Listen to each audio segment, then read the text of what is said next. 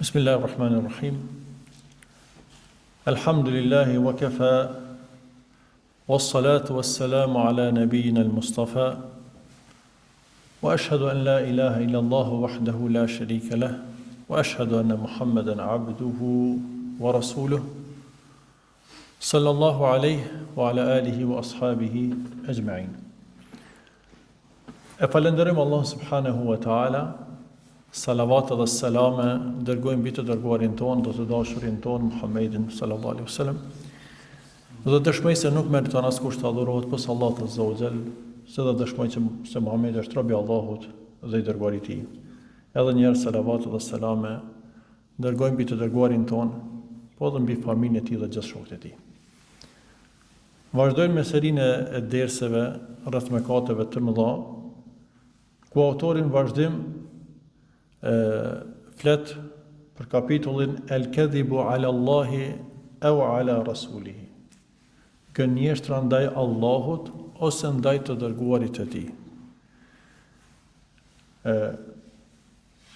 Nuk ka dyshim se gënjeshtra ndaj Allahut ose ndaj të dërguarit sallallahu alaihi wasallam nuk është sikur se gënjeshtra ndaj njerëzve.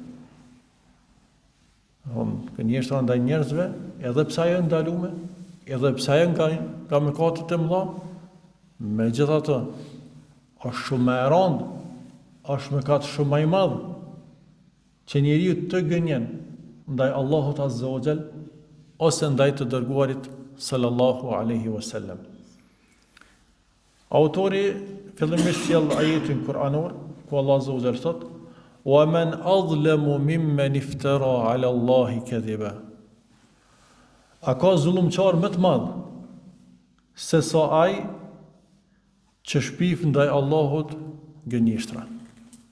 Pra nuk ka me fjalë të tjera thotë nuk ka zullumçar më të madh. Kjo është kuptimi i ajetit. Pra nuk ka zullumçar më të madh se sa gënjeshtra ndaj Allahut subhanahu wa ta'ala.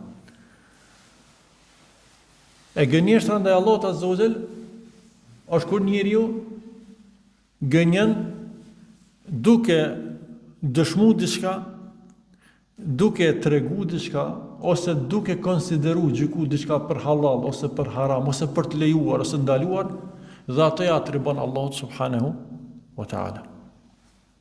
E që kjo është një drejtë absolute e Allah subhanahu wa ta'ala, Allah te bareke wa ta'ala. Gjithashtu autori sjell edhe ajetin tjetër ku Allah azza wa jall thot: "Wa yawma al-qiyamati tara alladhina kadhabu 'ala Allahi wujuhuhum muswadda." Sot Allah azza wa jall e në ditën e kiametit i sheh ata të cilët shpifën trillime ose gënjyen ndaj Allahut azza wa jall me fytyra të zeza. Allah azza wa jall i nxin fytyrat e tyre për shkak gënjeshtrës ose trillimit që thurën për Allahun subhanahu wa ta'ala. Pastaj vazhdim autori sjell hadithin e pejgamberit sallallahu alaihi wasallam, ku thotë i dërguari sallallahu alaihi wasallam: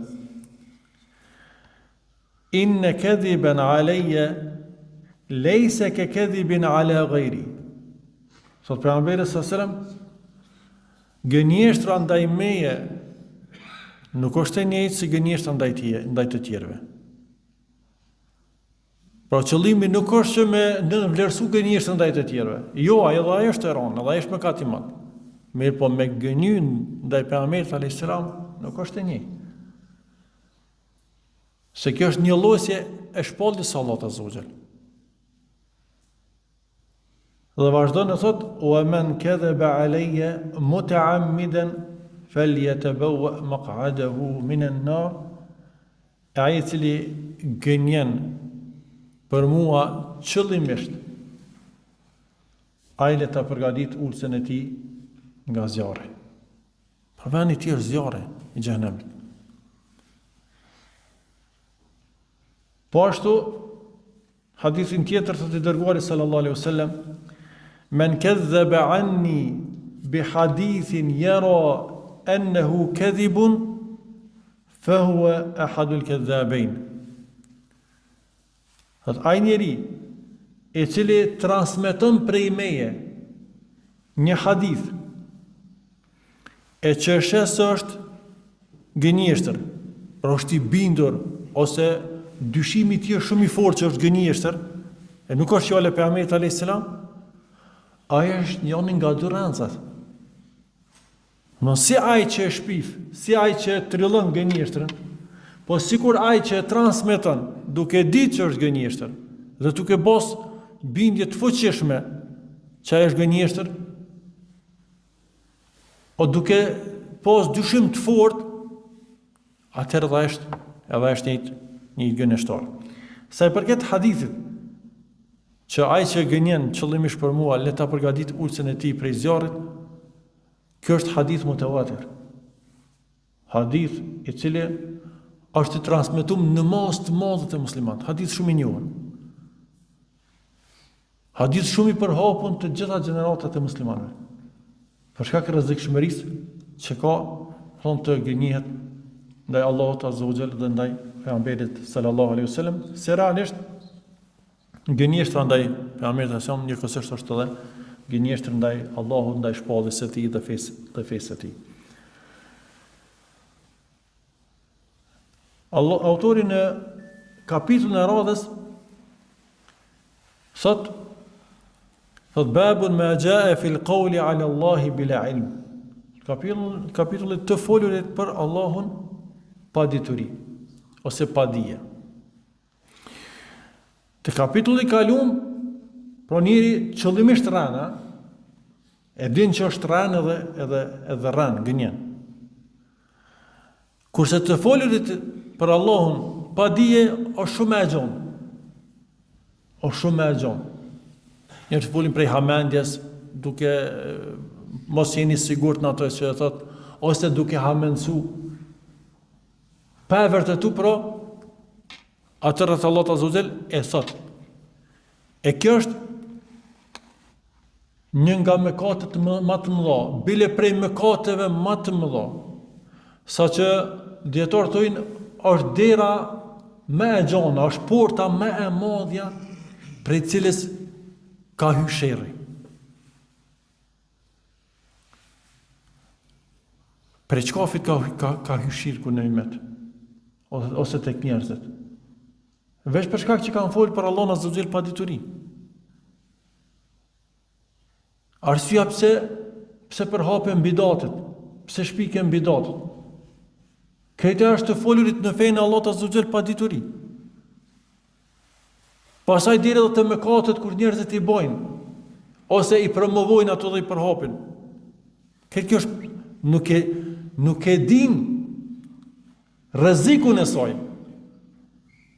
A thua Allah ka ndalu këtë gjona për shkak që mundu me dëmtu Allahun me mëkatet dhe gjunohe? Apo jem në ata njerëzit, wa alaikum selam, që i vujmë pasojat e këtyne rrugëve të këqija, qoftë shirku, qoftë bidateve, qoftë mëkateve.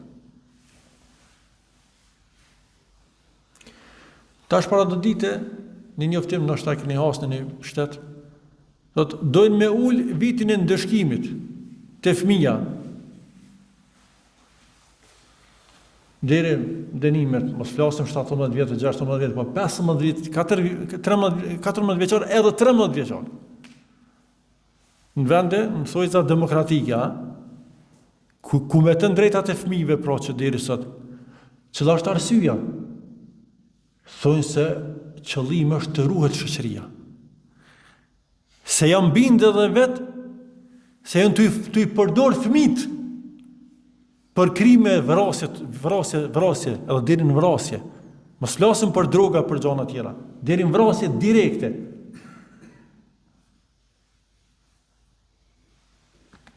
Nëse njeri don me gjyku me natëshmërinë e shnosh, me logjikën e shnosh, do t'i kthehet shariatit Allahut.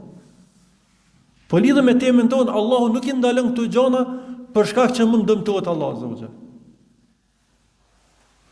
Po për shkak se ne jemi ata që i vujnë pasojat e tyre. Dhe ato do të na kthehen neve. Dhe na gjithsesi këto vazhdimisht e bëjmë duke qenë pa vetëdijshëm. pavetëdijshëm për rrezikun dhe pasojën. Andaj njeriu duhet të jetë shumë i kujdesshëm që të mos flet për Allahun subhanahu wa taala pa dije. Sidomos kur flet në emër të fesë, sidomos kur flet në emër të Kur'anit dhe Sunetit, sidomos kur flet në emër të halalit dhe haramit. Njeri nuk folet me hamendje.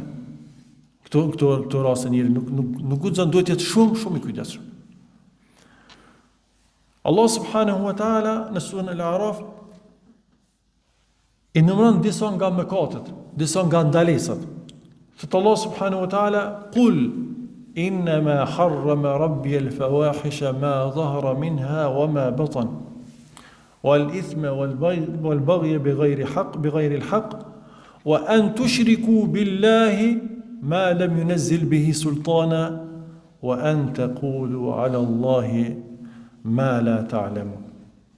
Thot Allah azza wa jall: "Thuaj Muhammed, ju ndalu juve vetëm ato gjëra të cilat janë të ndyta." Hajeni më përpara tim, hajeni më përpara. Vetëm ato gjëra që janë të ndyta, qofshin të dukshme apo të padukshme. Qofshin të dukshme apo të fshehta. Pra gjitha gjërat të ndyta janë të ndaluara. Po ashtu mëkatet, po ashtu zullumi ndaj të tjerëve, sulmi të tjerëve, dhuna që ushtron ndaj të tjerëve, el baghi i përfshin këto kuptime. Gjithashtu do t'i bëni Allahut shirk për ato që nuk ka zbrit argument. Por në fund gjitha këto i përmbledh Allahu azza wa jalla, ato më të vështirën që derën që po thojmë që është shkak që çojnë të gjitha këto gjëra. E të flisni për Allahun ose të thoni për Allahun atë, domethënë që nuk e dini. Edhe shirkun, edhe këto mëkate, edhe këto gjëra të ndyta, edhe dhuna që ushtron ndaj të tjerëve, zullumi, padrejtësia, gjitha këto, domethënë janë një lloj e folur për Allahun ose një lloj dëshmie për Allahun pa dije. Ebu Musa al-Ash'ari radhiyallahu anhu sot: "Ati njeriu që Allah azza wa jalla ka dhënë dije, le të mëson atë dije njerëzve të tjerë. Por të jetë i kujdesshëm që të mos flet pa dije, e kështu ta ngarkon veten pa nevojë. Nuk je ngarkuar me fol me ato për ato që nuk e din. Të jetë kujdesshëm të mos fletot atë që nuk e din, e ta ngarkon veten pa nevojë, wa yamruqu min ad-din, e kështu të del nga feja. Allah na rujt të çojë njeriu të del prej feje. Të marrë drejtën që gjykon në fejnë Allah, të flet në fejnë Allah të azuzil pa dhije. Pastaj autori si hadithin e pejgamberit sallallahu alaihi wasallam, hadithin e njohur ku i dërguari sallallahu alaihi wasallam thot: "Inna Allaha la yaqbidu al-ilma intiza'an yantazi'uhu min qulubi ar-rijal." Sot pejgamberi alayhi salam thot vërtet Allahu azza wa jall nuk e merr dijen duke e shkulur atë nga zemrat e burrave. Pra fjala për burra, për dietarët, për njerëzve të dijes. Walakin yaqbidu al-ilma bi maut al-ulama.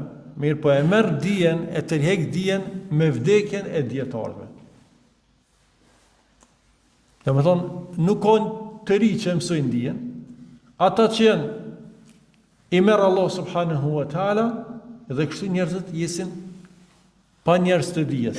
Vazhdon pejgamberi sa thot: "Hatta idha lam yabqa alim." Sa që ku marrkoha ku nuk do të jetë asnjë dietar. Ittakhadha an-nasu, çdo sa gjendja njerëzve, ittakhadha an-nasu ru'usan juhala fasu'ilu fa'aftau bighayri ilmin fadallu wa dallu. Pastaj njerëzit vendosin si pres njerëz padijshëm në emër të dietarëve, në emër të hoxhallarëve, në emër të njerëzve të dijes, mirë po thotë janë ignorant. Dhe ata pyeten, e japin fetva pa dije. Kështu i humbin të tjerët dhe kanë humbur edhe vetë. Pra, kjo përfshin qoftë fetvën, qoftë mësimin e njerëzve, qoftë gjitha këto duhet të bëhen me dije. Dhe belon vete është kur njerëzit e padijshëm udhëheqin. Kur ata prinë. Dhe kur jemi të prirja këtu ose prisia e kemi fjalën në fushën më të rrezikshme, në fushën e fesë, në fushën e besimit. Andaj, në këtë gjendje njerëzit do të humbin dhe këta njerëz kanë humbë veten e tyre dhe të tjerët. Pastaj autori flet për mëkatin e radhës, një nga mëkatet e mëdha, e që është dëshmia e rrejshme. Babun ma jaa fi shahadati az-zur, pra kapitulli i cili flet për dëshminë e rrejshme. Az-zur është një fjalë që përfshin çdo gjë që është e kot. E prej saj është edhe fjala, edhe dëshmia e rrejshme. E kjo ndodh kur njeri dëshmon pa drejtësisht për një çështje, ose edhe pa dije. Nështë nuk e ka synimin që me bazullon mirë, por në momentin kur njeri dëshmon diçka pa e ditë, gjithsesi do të bën në padrejtësi dhe në zullum dhe do dëshmon rrejshëm. Autori sjell këtu ajetin kuranor fillimisht wajtanibu qawl az-zur. Allahu në Kur'an e shmangjeni fjalës së rrejshme, dëshmisë së rrejshme. Fjalës së kot. Meqense kjo pjesë paraprihet me ndalesën tjetër fajtanibu ar-rijsa min al-awthan. Thot Allahu azza wa jall. Shmangjeni thot të ndytës ose të ndytave të idhujve. Ndytësia e idhujve, ajo rrugë shëmtume. Pastaj e përmend dëshminë e rrejshme dhe fjalën e kotë. Allah subhanahu wa taala për me tregu se sa mëkat i rënd është kjo, i ka shoqëruar, i ka përmend bashkë shirkun dhe fjalën e kotë, dëshminë e rrejshme.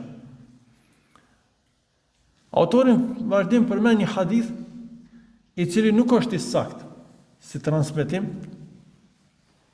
po gjithsesi kuptimi është i saktë, flet për ditën e Kiametit, për tmerrjen e ditës së Kiametit, ku thuhet se zogj nga tmerri i Kiametit do të i rrohen me shpejtësi të madhe krahët e tyre. Keni pa kur zogj kur tmerrohen, kur shqetësohen, lëvizjet që i bojnë me krahë, thot dhe nxjerrin jashtë ato që kanë brenda tyre. Pe tmerrit e nxjerrin, e vjellin, e qesin jashtë komplet ato që kanë mena, se thot populli sikur të na me qitë dhe zort. Thot wa inna shahid az-zuri la tazulu qadamahu hatta yatabawa maq'adahu min an-nar. Thot dëshmuesi i gënjeshtës, pra ai që dëshmon rrejshëm, thot nuk mund të largohet nga i vend, pra nga vendi llogaris, nga toka e llogaris, derisa të përcaktohet vendi i zjarrit. Pastaj përmend një hadith tjetër. Hadithi është i saktë, është përmend edhe në fillim të librit, këtij libri. Kur pejgamberi sallallahu alajhi wasallam ka përmend për mëkatet e mëdha.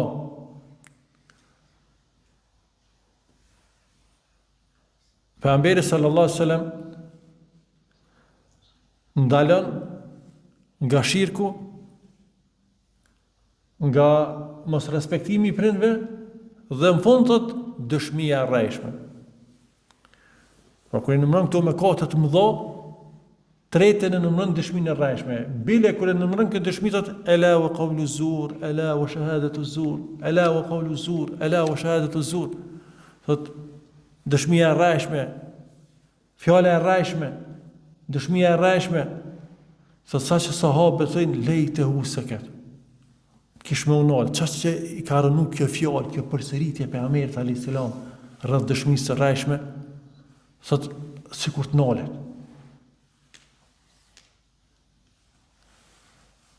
Edhe në këtë hadith, sikur në ajetin që o cek, pejgamberi sallallahu alaihi wasallam i ka bashku, ka përmend dëshminë e rrejshme me shirkun. Hadith edhe me mos respektimin e prindve, sikur që shpesh edhe në Kur'an përmenden me ka shirku edhe mos respektimi i prindve si gjunat më të mëdha. Dhe kapitullin e fundit autori flet për el-yamin el-ghamus, e që është betimi i rrejshëm. E që është shpesh herë edhe dëshmia shoqërohet me betim, mirë, po dëshmia është diçka tjetër, po betimi është diçka tjetër. E që zakonisht njeri mund dëshmon pa u betu, po shpesh herë kur betohet është ndërlidhet me dëshmina. Është një lloj dëshmie. Dhe këtu njerëzit në situata të tilla dëshmojnë rrejshëm për me marr hakun dikujt. Dëshmojnë rrejshëm për me përfitu nga haku i dikujt, nga pasuria, nga kapitali, nga drejta, çfarë do lloj drejte që është ajo. Autori sjell hadithin e pejgamberit alayhis salam ku thotë: "Men halafa ala mali imri'in muslimin bighayri haqqi laqiya Allah wa huwa alayhi ghadban." Pejgamberi sa kush betohet ndaj mallit të një njeriu musliman. E që këtu termi musliman është përmend zakonisht si çështje mes muslimanëve, për ndryshe këtu hin edhe jo musliman që bashkëjetojnë me musliman që quhen edhimi. Thot ai që bën be për të përfitu, për të bërë për vete mallin i një njeriu musliman pa të drejtë, do të takon Allahun azza wa jall ditën e gjykimit duke qenë i zemrum në të. E na ke përmend të tekstet e qartë që vjen përmend zemrimi i Allahut azza wa jall, është një nga dëshmitë ose prova se është mëkat i madh, është për gjunave të rënda. Pastaj pejgamberi alayhis salam ka lexuar ajetin kuranor: "Inna alladhina yashtaruna bi'ahdi Allahi wa aymanihim thamanan qalila ulaika la khalaqa lahum fil akhirah wa la yukallimuhum Allah wa la yanzuru ilayhim yawm al-qiyamah wa la yuzakkihim wa lahum 'adhabun alim." Fat Allah azza wa jall, ata të cilët e shkëmbejnë betimet e Allahut, besatimet që ka dhënë Allahu azza wa jall dhe bet e tyne me diçka pak nga kjo bota, për me marrë dikujt hakun, po e bën be Allahun rrejshëm, kundër një diçka të kësaj dynjoje, po ja besën e Allahun, po ja betimin e Allahun, të tillët nuk kanë hisë në botën tjetër. E për ta, ka dënim të madh. La khalaqa lahum fil akhirah. Nuk kanë hisën e akhirën në botën tjetër. Wala yukallimuhum Allah. Nuk do t'ju flet Allah azza wa jall. Nuk do t'i shikon ata ditën e gjykimit. Nuk do t'i pastron nga mëkatet. Wala hum adhabun alim. Dhe për ta ka dënim të dhimbshëm. Të na këtu kërcënime. Për çata kjo është edhe në popull të na shumë e njohur beja rrejshme. Meqense autori nuk nalet shumë këtu çdo kapitull, edhe na qëllimi jonë është mi përmend si mëkate të mëdha, me përkujtu veten edhe juve. Përndryshe këto tema për më u zënu dhe mi trajtu duhet me derse veç njënën prej tyre, sikur këtë rast bëjnë rrajshme rrezikun e saj. Bile është një nga veprat për cilat dëshkimi vjen më shpejti për ta. Dhe kjo është e njohur edhe te njerëzit. Dhe njerëzit janë të bindur që kur betojnë, bëhen bëj rrajshëm diçka. Për ndaj punë të mëdha që ka ndodhur, ndaj diçka, bëjnë bëj rrajshëm.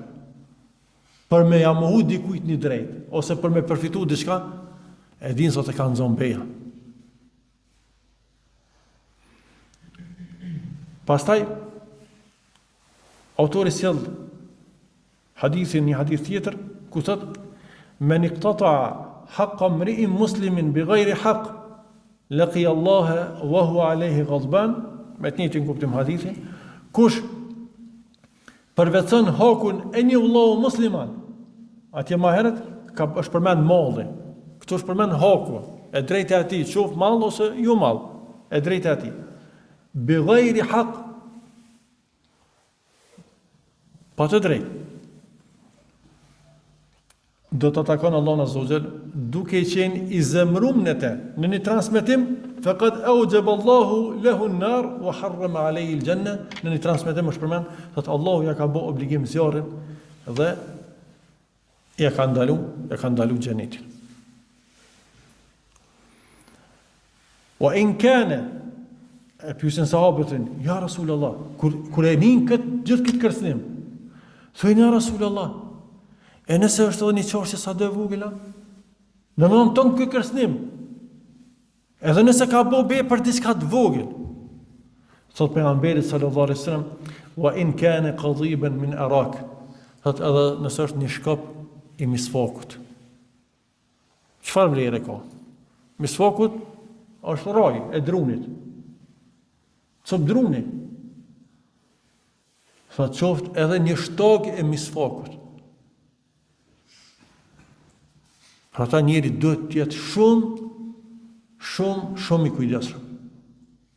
Nga beja e rrajshme. O vllaznim botën tjetër e dim që me vete nuk morëm asgjë për kësaj dunjaje. Do t'i marrëm vetëm veprat tona. Dhe atje hesapet me i dal hakut njëri tjetër të janë vetëm punët e mira, ose mëkatet e tjerëve me na u hedh neve. Për ata thot pejgamberi sa me hadith, me qenë se nuk e ka përmend autorin këtë libër, këtë hadith, përmend Sheikh Abdul Razak rahimahullah gjatë komentimit të librit, dhe me këto përmbyllëm dersin. Allah azza wa jall, pejgamberi sa do t'i ringjall njerëzit, do t'i mbledh ata, do t'i të bën një hadith robt. Dhe duke qenë lakurish të pa bom synet wa buhma. Thojnë Rasulullah, çka është kjo fjalë buhma? Çka është buhma? Çka nuk kupton me fjalën buhma? Sot s'kan me veti asgjë. Asgjë për kësaj dynjaje hiç. Sot e do të thret me një zor, pra thret Allah azza wa jall me një zor, që ndëgjon ai që është larg, sikur ai që është afër. Pra zoni Allahu, thirrja e Allahut, nuk është thirrja e njerëzve, se si Allah nuk është askush. Po do të thret ditën e gjykimit me një zor që do të dëgjojnë që të gjithë, dhe do të thotë: Ana al-Malik, ana ad-Dayyan. Unë jam mreti. Unë jam gjykuesi ose gjyqtari. Gjykot si sot, unë jam, askush tjetër. Sot nuk ndodh që një njeri nga banorët e xhenetit të futet në xhenet e përderisa i ka hak dikujt që do të futet në zjarr. Sot dhe nuk ndodh që një njeri nga banorët e zjarrit të futet në zjarr, përderisa i ka hak dikujt nga banorët e xhenetit, vetë se do t'i merret haku i tij. Gjithve, kjo është drejtësia e Allahut azza wa jall. Edhe atij që është caktuar që ka me hyjë xhenet, ai do të hyjë xhenet. Po do t'i jeket, do t'i merret haku që ka hyjë edhe atij që hyn xhenem. E meriton xhenemin. Me po ky që hyn xhenet i ka hak diçka, s'do të hyn xhenet pa ja këty hakun. Tha një Rasulullah, e si ndodh kjo, kur na jemi lakuriq, të pa bom synet, me vetës kem kur gjë. Me çka do t'ja kthejmë njerëzve? Sa të i dërguarit sa asem, bil hasanati was sayyiat. Punë të mira dhe të këqija. Atë bëhet barasimi. Andaj lusim Allah subhanahu wa ta'ala, na bën për atyre që shtojnë nga veprat e mira. E ruhen nga veprat e këqija. Qohë nga shirku, qohë nga mëkatet e mëdha e të vogla. E të ruhem nga haku i Allahut në rand të parë, pastaj edhe nga haku i njerëzve. E që Allah azza wa jalla mos na bën për atyre që do t'i nxij fytyrat e tyre ditën e gjykimit, të cilëve as nuk ju flet, e as nuk i shikon, e as nuk i pastron, po përkundërzi ka përgatitur për ta. Allahu na ruaj prej zemrimit të Allahut dhe dënimit të tij. Wa sallallahu sallam ala nabina Muhammad wa akhiru da'wana alhamdulillahi rabbil alamin.